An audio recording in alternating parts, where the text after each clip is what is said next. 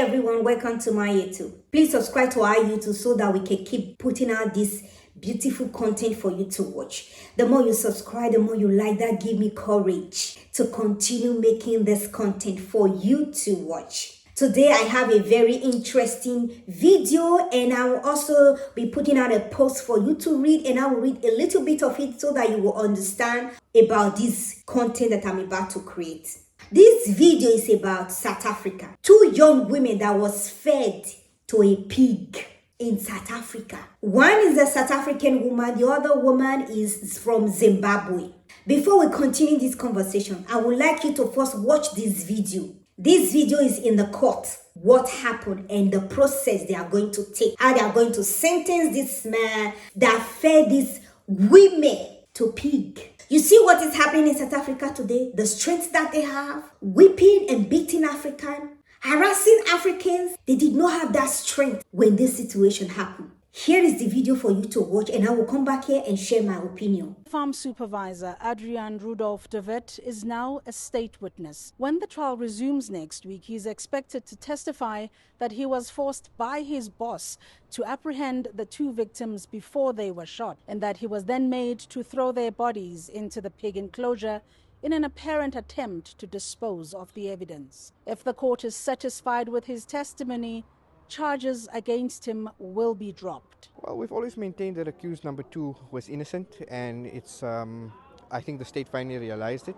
and upon consulting with him, or with our permission and obtaining his statement, they've realized that in fact he is credible and what he's saying is in fact the truth, and they have therefore agreed to withdraw the charges against him in exchange for his testimony to what happened on that tragic day. The killings of Maria Makhatu and Kudzai Ndlovu sparked outrage in South Africa and exacerbated racial tensions.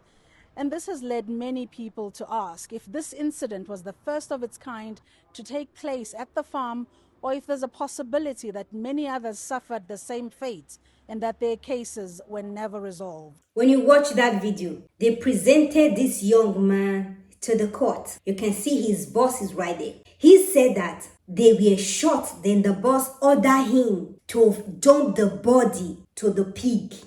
Dump a human body and fed it to the pig. And people will eat that pig as food. That means that pig has eaten a human being. You that is buying that pig, you are also eating a human flesh. Before I finally share my opinion, I will read this post for you, and I will be sharing this post so that you can also read it for yourself. A South African farm worker has described to a court how he was forced by his boss to feed bodies of two black women to pig in an attempt to hide evidence after they were shot. He was told to throw the bodies inside a pig enclosure. Explained that when pigs are hungry enough, they will eat anything. Did you hear that? He said when pigs are hungry, really hungry, they will eat anything, including human's body. You see the strength that South African has, attacking other Africans. They don't have that same strength attacking these farmers. When they feed South African to pig, they don't have the strength. They don't have the strength to whip this man when they were feed South Africans to pig. They don't have that strength. They don't have that energy to fight for South Africans. But when it comes to Africa, they have strength, they have energy, they can do anything to you as long as you are black like me. Let's continue. He admitted opening fire on the two women with his boss. Farmer owner, you can see his name there, Olivier. Before he ordered him to help dispose of his body, Mr. Olivier and other men, William, are accused of murder after Maria, 45 years old, and Luca, 34 years old, were killed while alleged looking for food on the farm near Pokuwan in South Africa, Northern Limpopo, precise last year. I will be posting some of what they write out on Google because I found these stories on Google. So I need to dig down, and I found the video on TikTok. When you listen to what he said him and the boss opened fire on these two women looking for food to eat. Not that they are stealing. Not that they are stealing their crops. They were just looking for food to eat. But what do? They open fire on these two women, kill these two women, and then the boss told him, when pigs are really hungry, they can eat anything. That tells me that that man has been doing it for years to come, but that day was his last day. The spirit, the energy of these women were so upset, were so angry that they said, no, you can't continue killing us and feeding us to his pig. And he think he can get away with it. And now he's in court. He's being sentenced. Here is my opinion when it comes to South Africans. South Africans are afraid of other foreigners that are living in their country. They don't have the power. They don't have the energy. They don't have the strength to comfort who is taking their resources, who is killing them, feeding them to pig, who is, extorting from them, who make them poorer, who make them be the way they are today. South Africans are very afraid of them because they know what those foreigners will do to them. If this man can feed South Africans and Zimbabwe to his pig, what does that tell you? That tells you that it has been going on for years. That tells you that there are a lot of them who are doing the same exact thing this man did. He was caught that very day because the spirit, the energy of these women refused to just go like that. There are people who have a very strong vibration, strong energy, that whatever you do to them, something that you don't expect will come after you. That is what happened to this white man. It is very sad that these two women will lose their life, all because they are looking for food to eat, or because they are hungry, or because they can't feed their family, they can't feed their loved ones, they can't feed their children. They were just looking for food to eat. They were not harming nobody. This set of people have the mindset of, this is my land, this is my property, I can do whatever I want. And South Africans, where are your strengths? Where are your power? Where are your energy? Where are you beating, looting, whipping, blowing, chasing other Africans? Where are your powers? When it comes to these foreigners, you don't have voice. Your voice is sealed. Your voice is silent because you're afraid to face your fears. Any man, any woman that is afraid to face his or her fears will continue to be used as a doormat, will continue to be used as a rag, will continue to be used. We Africans, we are not your problem. We supported you during the time when you were having difficulties. We stand by you. We fight with you.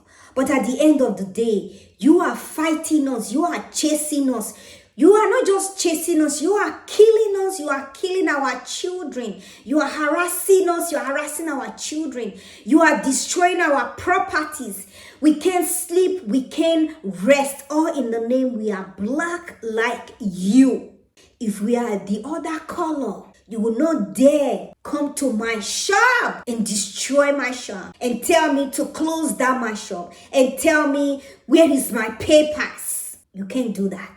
Before we end this video, I will play you this video. This guy that is at the forefront of this march to march protest, march to march chasing Africa, march to march xenophobic. Just see how he confronts this white man. He did not say, close down your shop. He did not whip him the way he's whipping this other man, which I also post the video. He did not whip him like that. He did not tell him, let me see your papers. The way he's telling this other man, he wants to see his paper. He did not say that. He approached him kindly, respectfully, calmly, so that you know that South Africa knows their problem, but they refuse to channel that anger, that energy to that problem. Watch these two videos together and see the approach of these two videos, black and a white man. Here is the video for you to watch.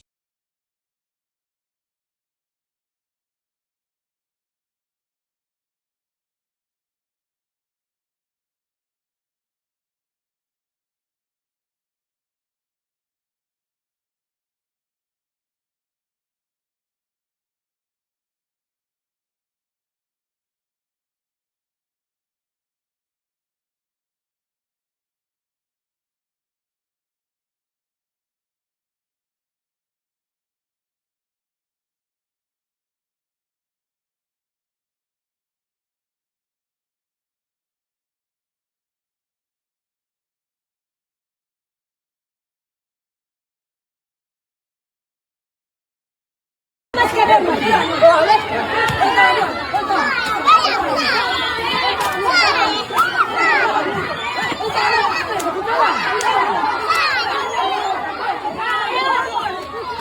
video already explained itself.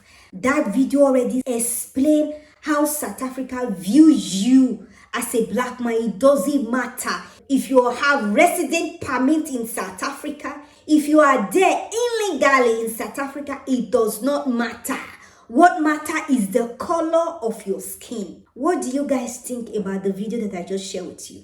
Please share your opinion on the comment section. And let's continue our conversation. Let's engage on the comment section. It doesn't mean I have to agree with you. You have to agree with me. You share your opinion. Think outside the box. Don't think like someone who is being colonized in 21st century. With that, thank you for watching, and I will catch you in my next one.